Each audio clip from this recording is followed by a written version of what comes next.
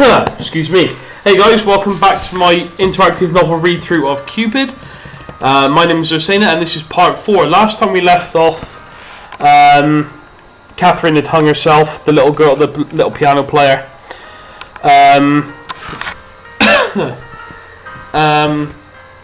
The mother in our head convinced us that Guillaume was behind it, so we performed a guilt spell and we coughed up a bunch of needles. So we're going to figure out what that meant as we move on to the next part of the story. Rose entered the room with a tray of pastries and a pot of tea. Her duties were finished and she was allowed a bit of free time. She thought of accompanying Catherine for today's piano lesson. Kath, do you want some tea? The girl didn't look her way. She continued to churn out the bitter, melancholic sound from her piano. Rose sighed, her shoulders slumped in defeat. She placed the food on the table. She sat on the stool beside the piano, twiddling her thumbs whilst her friend continued to stew in her foul mood. Is that a new composition? It sounds nice. Nowadays, you make a new piece every day. It's a shame they're all so sad. Catherine didn't reply to that, but when she spoke again, her words were bitter. So, have we done the end? Effectively, is this like it seems to be a hoppy back and forth thing because, yeah, I saw them again. Those degenerate louts. No shame at all. Kath. All right, consenting damn adults and all that. At least have the decency to close the door. Sometimes I dare say they want to get caught. When I walked in on them this morning, eating each other's faces, they had this look on them, like they were daring me to say something. Quoi? Do they want my applause? Very nice technique, sire. I very much like the way you swap your spit with my sisters. Great tongue action. Très Mavilux, sorry. And he even has the gall to speak to me? Be a dear and put them on the table, Catherine, he even said. Like I'm a soft-headed, giggling mug of a maid. He wanted me to get annoyed, I just know it. Well, Féchelle, I am. Catherine turned to the tea and pastries, stuffing the buttered bread into her mouth. Easy there. These damn things. These damn delicious things! She said the last part angrily, as if she blamed her troubles on the food's relish. Rosa giggled in spite of herself. Catherine wiped her mouth in mock anger. What are you laughing at, wench? It's almost comical to watch you eat when you're angry, Kath. You're like the giant monsters that attack defenceless towns in horror books. Oh, yes? Catherine made sad, tiny squeals and picked up another piece of bread. No, please spare us! She adjusted her voice and boomed out a roar. The Catherinian monster of the deep doesn't show mercy to anyone! She dropped it in her mouth and chewed savagely. Yum! Annihilation is delicious with tea. The two girls giggled. Catherine's smiles turned into a rustful laugh. And soon Rosa felt her mood turning sombre again. What happened, anyway? Aren't you annoyed by it too? Sister has changed ever since she started helping in the chateau. Now it's all Guillaume this, Guillaume that. As if she wasn't already married. Ugh. She doesn't even care that people are talking behind her back. They're calling her a two-timing slut now. I'm tired of running around picking fights with gossipers. She hasn't even visited home for a long time. Father misses her a lot. He always asks about her. Father has worked so hard all these years just to give us a comfortable life. Now he's sick, and all she cares about is that dastardly Marquis. Rosa shrugged. I am a little bit annoyed. But I guess I've gotten used to it. Their lives are their own, Kat. She didn't dare divulge more than to Catherine. But it was partially true. I like Guillaume. He's a nice friend. But I love my sister. If they want to stay together, then why not fix this and have at it? But what irritates me to my damn snatch is the way they are with each other. That's a gross image. Catherine recently found the use of expletives endearing in her speech. Rosa hoped it was a phase. They're fucking miserable. Any half-wit can see that. Yes. I've told Emily time and again to smarten up. She's hurting a lot of people, including herself. But as if she would listen to her 16-year-old brat of a sister, Even Guillaume is depressed, I can tell. Remember when he used to come and visit us here to have tea? Or when we used to have picnics in the afternoon? We used to run around chasing rodents in the garden. You ran around. We just watched you get dirty, actually. That is very true, you nitheads. Back then, it used to be fun visiting the chateau. Nowadays, we barely even see him. He just stays in his bureau all day, brooding. Is it something adults subject themselves to, like a torture ritual? I really don't understand why two people who are clearly unhappy keep at it. Rosa did understand. At least some part of her did. She couldn't exactly explain how pain and love worked. All she knew was that it had something to do with an absurd, obsessive amount of hope. She felt Mother tugging at her mind. She loved Mother so much. Living with the Paradis had given her ample comparison to a former life. She had finally accepted that Mother was cruel. And yet Mother still gave her love and kept her from wanting. Excuse me, was that crazy? Perhaps it was the only love she needed. Perhaps it was what she deserved. Rosa shook the thought from her mind and just shrugged. I know you're just worried about your sister, Kath. But they will figure it out. Humans learn. Look at you, all profound and shit. You read any good books lately? Just the riveting account of the ugly duckling and the Baa black sheep. Ah, the classics. I don't know how you put up with it, though. I hate reading words. In order to write, I have to learn to read first. I want to write. Why would you want to do a dastardly thing like writing? Why would you want to hit some crazy strings until your fingers bleed? The two friends laughed again. I want to remember things. I want to write them down. But most of all, I want to feel the way you do when you play the piano, Kath. Oh? The way you look when you play. Your passion and bliss in musical form. It feels like love. Like magic. You inspire me to do something fulfilling and grand. Well, I'm sure you will. Hey, why not write a play one day? Oh. Let's do it. You write an amazing play, and I shall provide the music. We'll travel around the country and perform. We'll make lots and lots of money and gain lots of followers. Ah, it's like prehistoric YouTube. Prehistoric? Medieval YouTube. We should be known as the Piridi Parade Caravan of Wonders.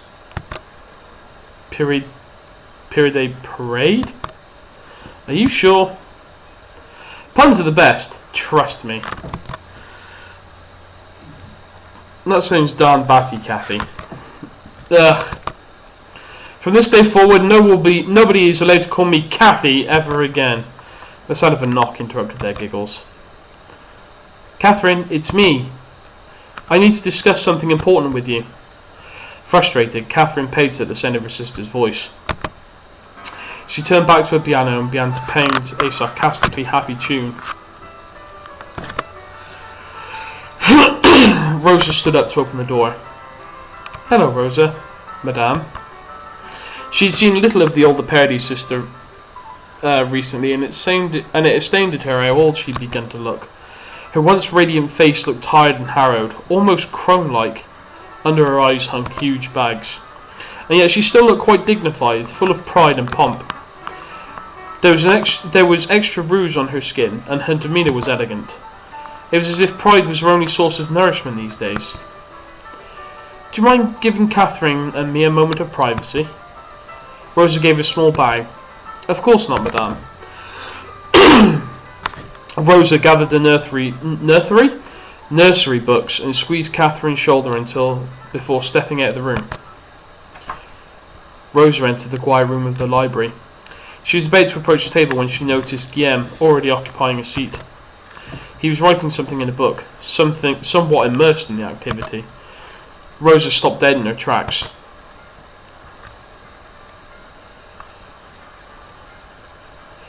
Ooh, do we just want to go in and ignore him, or do we leave now whilst he's not looking? Nah, let's do it. Why are you so nervous anyway? Just ignore him. He doesn't seem to notice you. Unfortunately, Guillaume lifted his head and saw her by the door. Oh, hello, Rosa. Rosa took a step back. Maybe it was best to walk away as if this were a mistake. But wouldn't that be rude? He had already seen her after all. But she had never been alone with him. It was just too awkward. Well, why not just go in? It was going to be fine. They'd conversed normally before. Yet, that was because Catherine had been around to dispense her awkwardness. Now I look like an idiot. Guillaume watched her pace in front of the door in amusement. Rosa decided to go in. She had already embarrassed herself enough anyway. There was little left to lose. Besides, there was nowhere else to go in this big house. She had already gotten lost in its hallways, much to the annoyance of the maître-d'. The library was her favourite place. If she stayed quietly in one corner, Rosa was sure that they wouldn't bother each other. She took a seat at the farthest corner of the table and opened her book. Oh no, he's actually standing up and walking over? No, you horrible man, just sit over there whilst I sit over here. But Guillaume was already beside her, peeking at what she was reading. A cold sweat spread across her scalp. Rosa, that book... Rosa began to chatter nervously. I know it's a children's book, sire. I'm teaching myself to read. I know most commoners don't really bother, but I want to learn. So please don't laugh or mock me. Guillaume pointed to the book. It's upside down. Oh no! Rosa stared at it. The ducks in the picture had their feet up in the air. Rosa squirmed, feeling the heat in her cheeks. She couldn't think of anything more embarrassing. I'm sorry. Guillaume's face lost its cheer. What do you need my forgiveness for? Rosa looked up at Guillaume. His eyes lacked the gentle glint that they usually had. It was such a subtle change, something felt rather than observed. She thought he would reprimand her further. His face certainly looked like it. Instead, he sat down beside Rosa, drumming his fingers on his cheek whilst he watched her wordlessly. Well? Weren't you going to read? What's wrong with him today? He didn't seem like himself. Had he eaten something bad? The aura he exuded was not his usual friendly warmth. Yet it wasn't particularly wicked. The look in his face just read slightly and eternally miffed. Rosa turned the book upright and read the words out loud. Once, That is the U with the short sound. It's pronounced like this. Guillaume made the sound, his face still in his lazy stare.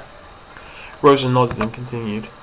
Her nerves were frazzled, but she was actually at ease in his presence. God, this word runs together so badly. She felt like a child being told by their parents. The parent was strict, but still caring, and the child was jumpy, but eager to learn and please. Most of all, he would have not hurt her for her mistakes. Rosa was almost sure. There lived, the past tense of live. Why do we change it? It is a rule of grammar that... Grammar? Guillaume narrowed his eyes at her. Do you even know your alphabet? Rosa shook her head. You should start there. Guillaume rose from his chair and disappeared among the shelves. He left behind an old thick book covered in green felt. This is what he'd been writing in earlier. It looked tattered and worn. The pages laid flat on its side, so that the book didn't close properly. Rosa reached out to peek at the cover when, "You are not to touch that." Rosa's whole body froze the moment at the sound of Guillem's warning. Guillem's stare followed her, even as she whimpered numerous apologies under her breath. I'm sorry. Guillem just rolled his eyes. "You're always seeking forgiveness for everything." "Am I? I'm sorry." His hand struck the table in front of Rosa. In the quiet library, the sound rang uncomfortably in her ear. When she looked up, Guillem's face was looming severely above hers. He moved close to her, his eyes fixed on her intensely. Rosa's mouth hung open. She struggled to say something, but her wits were like the burning ends of a matchstick. Before she composed herself, she felt Guillem's hand lift her chin. Rosa's heart thumped loudly inside her chest. "Please don't, not you too." She felt his breath on her face, and her heart sank into despair. Mother's voice resounded in her head. "In the end, they are all the same. He is like everyone else. There are no more good people left in this world, child." She shut her eye and prepared herself for the worst, like she always did when... Then she felt her face being turned from side to side. She opened her eyes to see Guillem studying her face like a textbook. "You are a fairly attractive girl. Why do you carry yourself as if it is a slight?" He lifted the hair that hid her damaged eye. Rosa clenched her teeth. "Is it because you were hurt before?" He said it so matter-of-factly that he was stating that the sky was blue. Rosa recoiled from his touch. No, I did that to myself. I wasn't talking about your eye." He placed a book on the table. It was a thin pamphlet filled with letters. There were lines on the book that instructed the user to trace letters with their quill. Rosa wanted to focus on it, but she could feel the truth in the Marquis's words stinging her. "It was the way you went limp when I touched you. Next time, I advise you to fight back. If you don't want to be touched, then you don't have to be. Do you understand this?" "But I'm weak." "Says who?" His eyes were humourless. "The world cares not for people who think of themselves as victims, Rosa. If you need power, then be powerful. To have it, it is necessary to crush things along the way." Rosa flinched under the weight of his stare. She realised that the polite and courteous Guillem was in fact a facet. It was still him, but it was nothing but an oil portrait, an artwork of his devising. Synthetic, aloof, and irrelevant. It couldn't capture his essence in a few human strokes. Suddenly, Rosa realised he was powerful. "Who are you?" She caught herself before saying it aloud. "You are not Guillem." And yet, he spoke to her as if he knew what it was like to hurt and to fear. "If you don't start acting like you own yourself, then people will not hesitate to take everything." He laid out the rest of the books he had brought out. One was an activity book for children. It had a picture of a child holding an apple with an arrow stuck in it.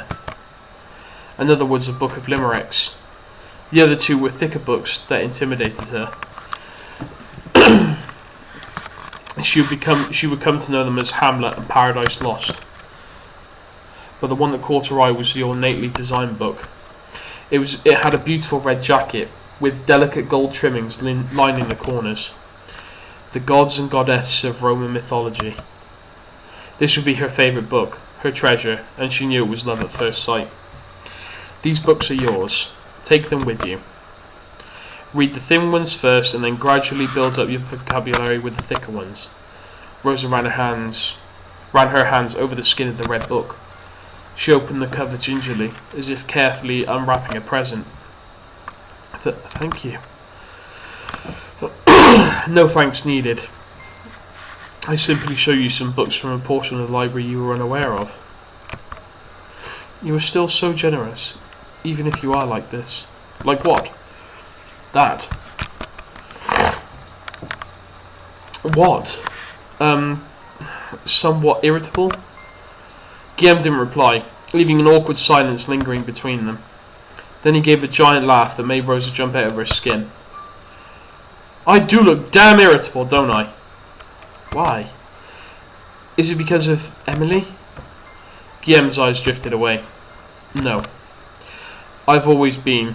You just pointed it out. But you are not usually like this. Especially with Catherine and the townspeople. I find it easy to adapt to people, especially to the ones I like. Guillaume looked at Rosa as if he had just become aware of her presence. Makes me wonder why I'm so stern with you. I'm sorry. Rosa shook her head. I somehow prefer this side of you. Guillaume cocked his head to the side. He brought out the green book that Rosa noticed earlier. This is called a journal. When you learn to write, start one. What is it? Something you can use to remember yourself when you've forgotten. Does it work? It used to. Nowadays, not anymore. Oh. The act itself is the only thing I remember. Now, let's start with your vowels.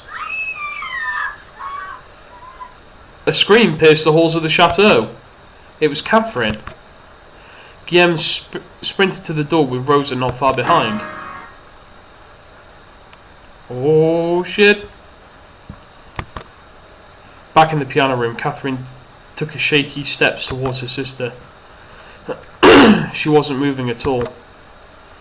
Blood dotted the ivory keys. I didn't...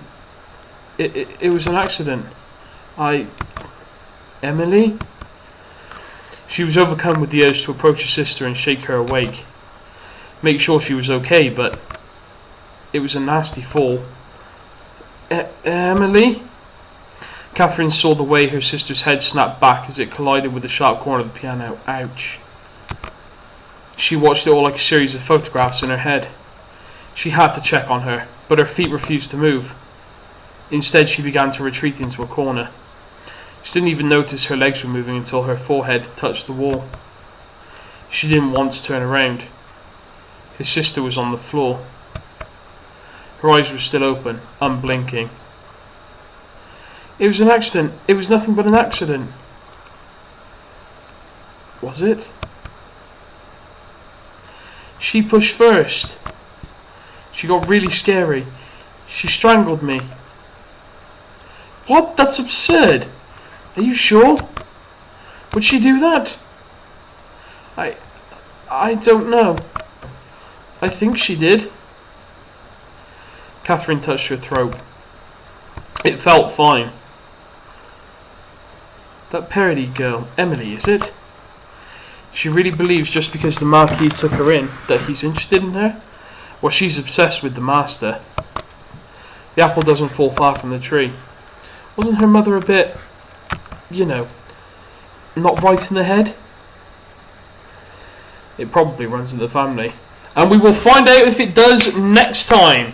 Thank you very much for watching, guys. This has been the end of part 4 of the interactive novel Cupid. It is getting really, really good. I've said this pretty much every video. I thought it was going to be terrible. I'm so glad it's not. I hope you guys enjoyed it as well. If you do, leave a like, comment and subscribe to my channel for all upcoming both Pokemon videos, any reviews, any film reviews I do, any podcast type things that I do, and possibly any vlogs. This has been Random AF Friday with part 4 of my Cupid read-through. Hope you enjoyed it, guys. Come back for more. Cheers. Bye.